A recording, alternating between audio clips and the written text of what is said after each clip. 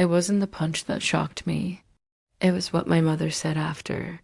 I was lying in a hospital bed, ribs cracked, bruises forming like ink under my skin. And when I told her what happened, she didn't ask if I was okay. She didn't cry. She whispered, "Don't ruin your brother's life over this." But the doctor, he didn't stay quiet. He picked up the phone, made one call, and said three words that changed everything. Lila Monroe had never looked forward to family dinners, but tonight felt heavier than most. The Monroe household in Atlanta was a polished facade of Southern charm, a pristine dining room with antique furniture, a chandelier that glimmered like fake sincerity, and a mother who wore judgment like it was designer perfume. At 26, Layla had grown used to the subtle snipes and forced smiles, but tonight would be different. Tonight would break something that could never be put back. She arrived 5 minutes early, dressed in modest jeans and a sweatshirt with a logo of the animal shelter where she worked. She caught a glimpse of herself in the hallway, mirror-tired eyes, hair in a bun, no makeup. The kind of woman her family pretended not to notice. Her brother Ethan, on the other hand, was already seated, scrolling through his phone with a smug grin. He was the golden boy, an investment banker with a Rolex, charm to spare, and a talent for saying cruel things in polite tones. Their mother, Margaret Monroe, hovered near the dining table, placing the last of the silverware with robotic precision. She barely looked at Layla. "Nice of you to make it," Ethan said without looking up. "Still playing with puppies for a living?"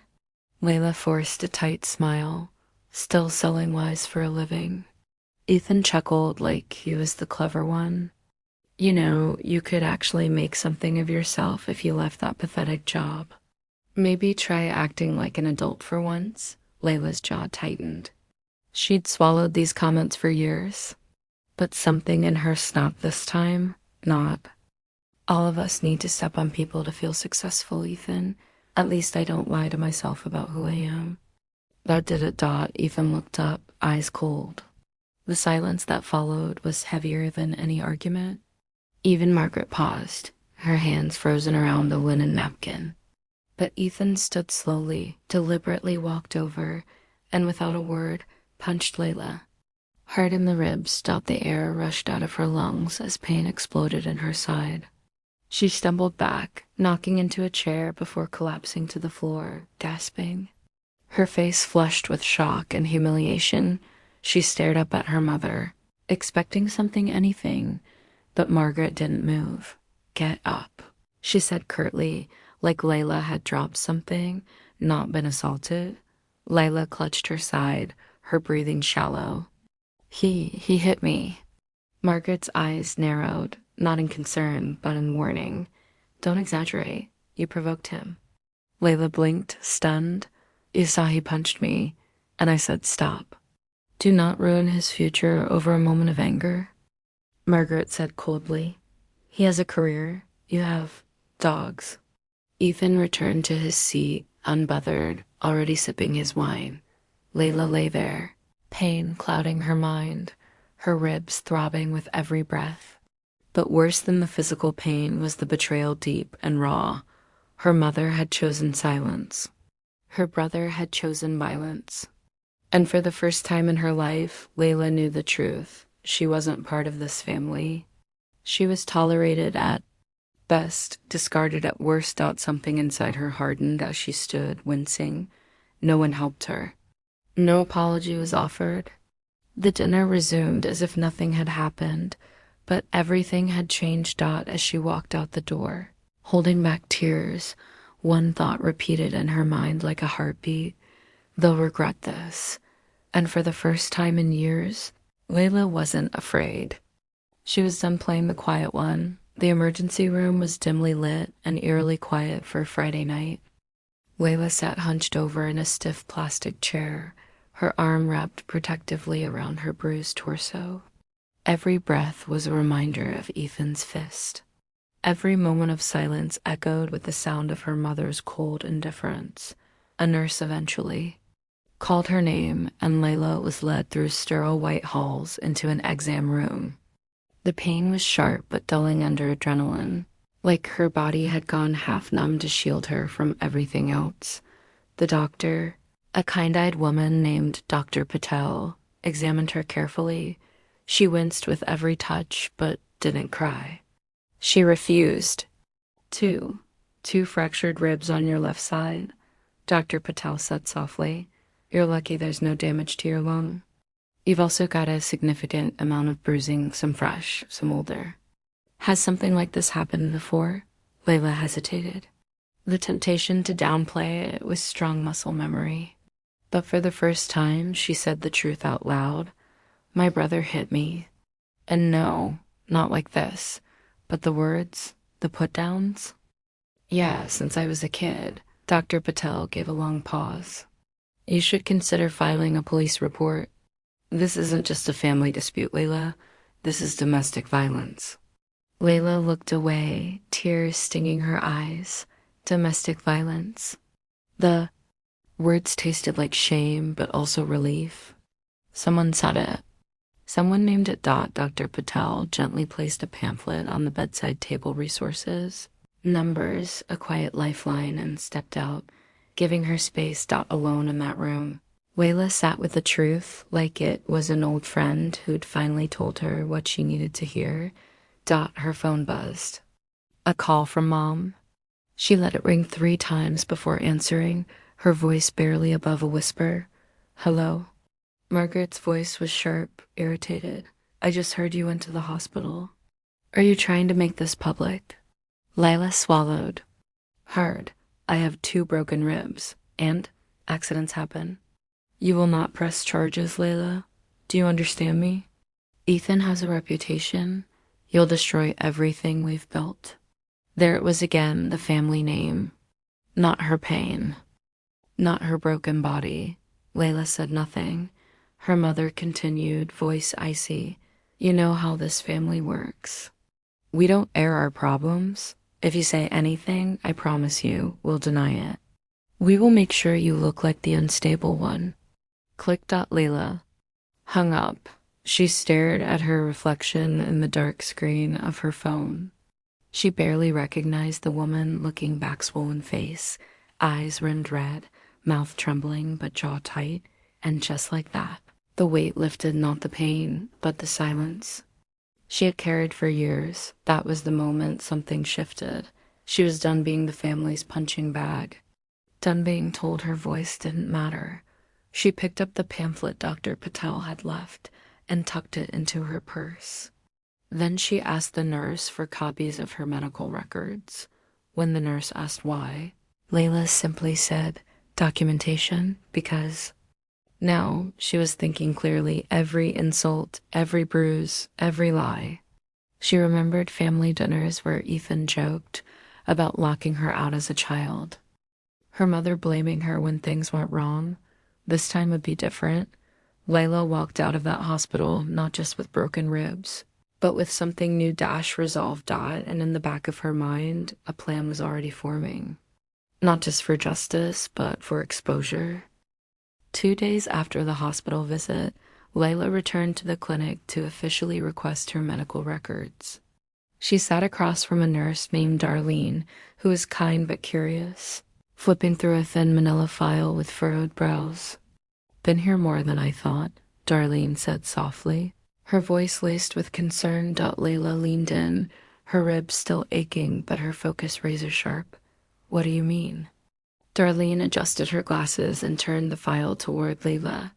Over the past 7 years, you've had 4 documented eye visits. A fractured wrist at 19, a sprained ankle at 22, a concussion at 23, all listed as accidents. You never reported anyone else involved, but she hesitated. But what? Layla asked, a knot forming in her stomach. Darlene closed the folder gently. They all follow a pattern. You came in alone each time, usually late at night. And each time, when we asked if you felt safe at home, you said yes, but your body said something else. The memories came flooding back. The wrist Ethan twisted. during an argument when she refused to lend him money, the fall down the stairs that was really him shoving her after she made a sarcastic remark, the concussion from when he slammed a car door too hard while she was getting out. Layla swallowed, hard ashamed she'd ever defended him. Ashamed she let herself believe it was normal. Just sibling stuff. Then Darlene said something that made her blood run cold. Last year, a girl came in with a broken arm. She had your last name, Samantha Monroe. Same address listed as yours. From a few years ago. Said she was your cousin. Layla's brows furrowed. I don't have a cousin named Samantha. Darlene tilted her head. Then I don't know who she was. But she looked scared. Young, maybe 17. Refused to say what happened. She never came back after that. The name stuck in Layla's mind like a hook. Samantha Monroe. Someone else had been hurt. Possibly by Ethan, possibly silenced out later that night. She sat at her kitchen table with a cup of untouched tea and the city's yellow legal aid pamphlet beside her. She dialed the number on the page, her fingers shaking. Only slightly. Georgia Legal Support Center. How can I help you? The voice was calm, confident, exactly what she needed. I need help, Layla said. I was assaulted by my brother. And I think it's been happening for a long time, more than just to me. Within a week, she was connected with a caseworker named Marcy, a tenacious woman with a voice like steel and a heart that didn't flinch. Start gathering everything, Marcy advised. Medical records, old texts, voicemails. If he's ever been violent, over the phone, record it. If your mother tries to threaten or silence you again, record that too. The more truth we have, the stronger your case. Layla nodded. For the first time, she felt like she had a direction. She pulled out an old phone and scrolled through years of texts from Ethan. Some were full of fake affection. Others were pure venom, greater than, "You're pathetic, Layla. Don't make me come over there and make you shut up. If you tell Mom, I swear you'll regret it." She saved them all. Then she downloaded a call recorder app and waited. It didn't take long. Margaret called within 2 days, ranting about keeping appearances and not embarrassing the family. Every word went straight into Layla's growing evidence folder, and at the bottom of that folder, she added a sticky note, "Find Samantha Monroe," because Layla wasn't just building a case anymore. She was building a movement, starting with the truth, piece by piece, and this time, they would be the ones who had to stay silent. The morning Layla filed the police report, the sky over Atlanta was gray and heavy-fitting, like the air knew this day would crack something open. She sat across from a soft-spoken detective at the precinct, hands clasped tightly in her lap. Her voice only trembled once, and even then, only when she had to say the words, "My brother hit me." She handed over the folder she'd been building. For weeks, hospital records, threatening texts, recorded conversations with her mother, and a printed statement. The detective flipped through the contents slowly, nodding in grim recognition. This wasn't a story they hadn't heard. But Layla, she wasn't a name on paper. She was breathing, bruised, and burning with purpose. That same afternoon, the case was handed over to the district attorney's office. A junior prosecutor reached out to her the next morning, her tone cautious but serious. "We're going to do this quietly at first," she explained. "We'll start with a formal notification of Detective..."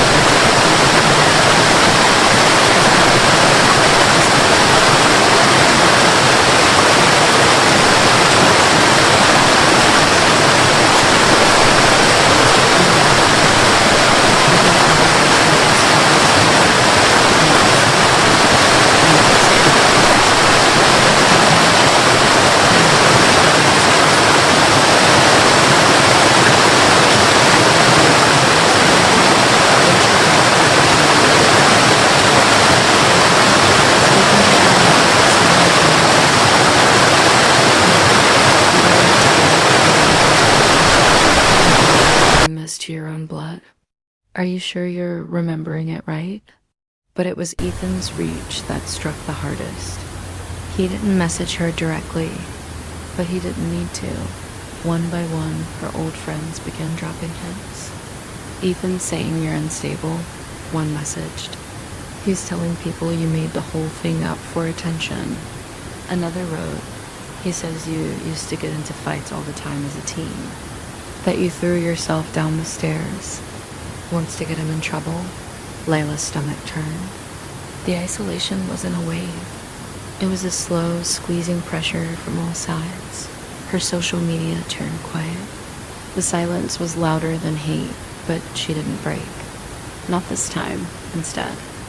She poured everything into the case. She filed for a protective order. She met with Marcy, her legal aid advisor, every week. She joined local women's groups' quiet meetings in church basements, Zoom calls with survivors, email threads filled with names, and whispered solidarity dotted. Was there that she heard from another woman anonymous at first who said, Ethan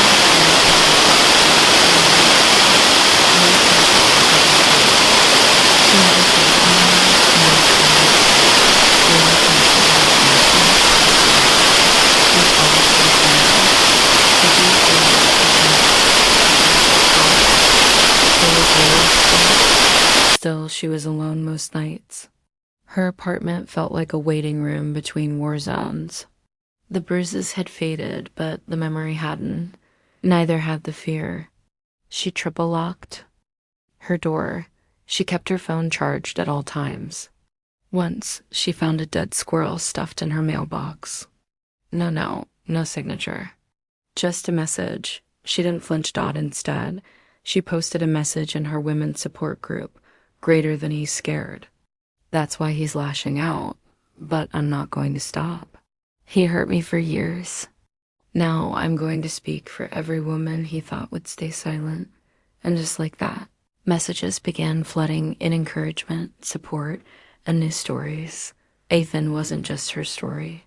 He was a pattern, and Layla was becoming the woman who would end it. The courtroom was colder than Layla expected. Not just in temperature, but in energy, sterile, emotionless, like grief and justice were meant to be processed clinically. She sat at the plaintiff's table, her hands folded tightly in her lap, the polished wood beneath her fingertips grounding her in the moment. Across the room, the heavy doors creaked open. Ethan strode in, tailored suit, slicked hair, that signature smirk plastered across his face. His confidence was a mask she recognized all too well. A decade of cruelty hidden behind the charm of a golden boy. He winked at her as he passed casual, dismissive as if none of this could touch him. Layla didn't flinch. The judge entered and proceedings began. Ethan's lawyer wasted no time painting Layla as emotional, confused, even vengeful. She was portrayed as a scorned sister, with a habit of twisting facts. They emphasized the years she stayed silent, subtly implying that silence equaled consent, but Layla had come prepared not just with documents and recordings, but with truth sharpened like a blade. Her lawyer brought up the medical records first, walking the court through each injury, the sprained wrist, the concussion, the bruises.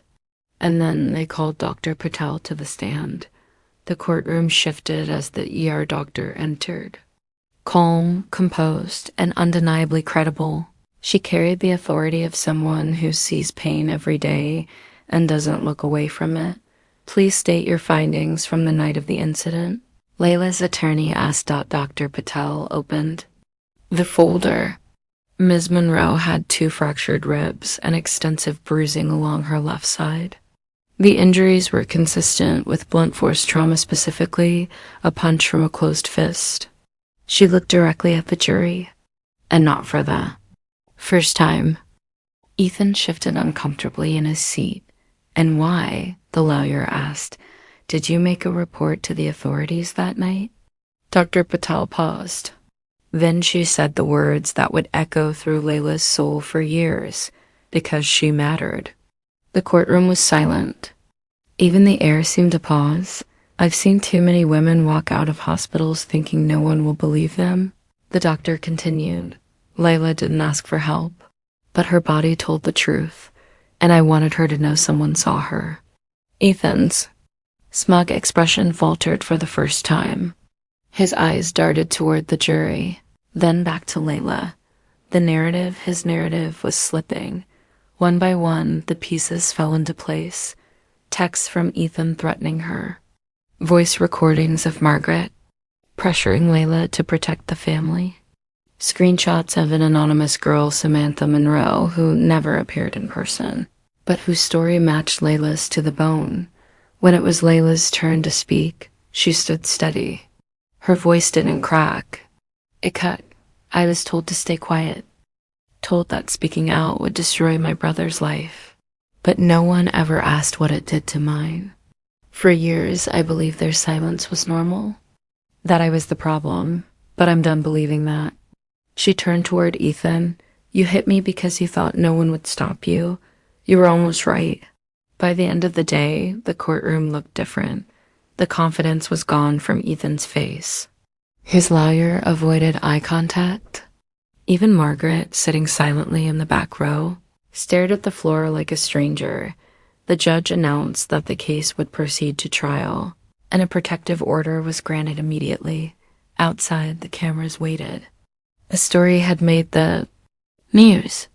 And while Ethan had always been the pride of the Monroe family, now Layla was the name people were whispering, not as a victim, but as the woman who wouldn't. Stay quiet. The courtroom was quieter during sentencing. No cameras, no public gallery. Just Layla, her attorney, a few courtroom staff, and the man who had once made her feel invisible. Ethan Monroe stood beside his lawyer, a shadow of the man who had walked in weeks ago, smirking like the world belonged to him. His suit was still crisp, but his posture had shifted, shoulders stiff, jaw clenched, eyes no longer meeting Layla's. The judge's tone was firm but measured. Mr. Monroe, the evidence presented speaks clearly.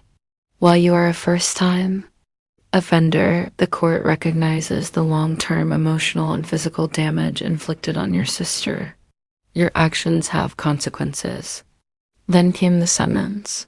1 year of supervised probation, 300 hours of community service, and mandatory enrollment in an anger management program. No jail time, but this wasn't a win for Ethan. This was exposure, and the world was watching more. Importantly, the judge granted Layla a permanent restraining order. Ethan was legally barred from contacting her in any form, directly or indirectly. Layla didn't smile. She didn't celebrate. She simply exhaled for the first time in what felt like years. Outside the courthouse, she walked past reporters without a word. Not because she was afraid, but because her story no longer needed to be shouted. It had been heard. A month later, Layla moved into a small, sunlit apartment across town. Nothing fancy, just a second-floor walk-up with potted plants on the windowsill and hardwood floors that creaked under her bare feet. For the first time in her adult life, every corner of her home felt safe. She painted the walls pale blue, adopted a senior dog named Benny from the shelter, and slowly, without even realizing it, she began to reclaim her voice in new ways. One afternoon, Marcy, her legal advocate and now a close friend, invited her to speak at a closed women's group. I know you're not a public speaker, Marcy said gently, but I think they need to hear you. You don't have to tell everything, just what helped you survive. Layla hesitated, then nodded. Okay. That night, she sat in a folding chair in a circle of 10 women. Some had bruises. Some had fresh wounds no one could see. All had stories. She didn't bring notes. She didn't plan a speech. I used. To think being quiet kept me safe, she began. I thought if I stayed small, if I didn't fight back, it would stop. But silence wasn't safety, it was permission. And the moment I stopped giving that permission, things started to change. Heads nodded slowly, a few tears. One woman whispered, "Thank you." That whisper did something to Layla like rain hitting dry earth. She kept going. Week after week, sharing her story, then listening to theirs. She wasn't just healing anymore. She was helping others find the strength to begin. Months passed. Ethan disappeared from the public eye. His company distanced itself. His name no longer opened doors, it raised eyebrows. And Margaret, she never reached out again. Layla grieved the loss of her mother, but not the woman herself, just the mother she'd hoped existed. Because what Layla found instead was far more powerful. Herself, not the quiet girl from family dinners, not the dismissed sister or broken. Survivor. She was Lila Monroe, resilient, brave, unbreakable. And now, when she spoke, people listened because her voice, once buried under bruises and shame, had become something undeniable. A force, a light, a beginning. If you've ever been told to stay silent when someone hurt you, know this, your voice matters. Just like Layla, you have the right to speak up, to be heard, and to fight back. If this story moved you, share it. Because somewhere, someone else is being told to stay quiet, and your share might be the reason they don't. Subscribe for more. True stories that uncover the truth no one else will say out loud.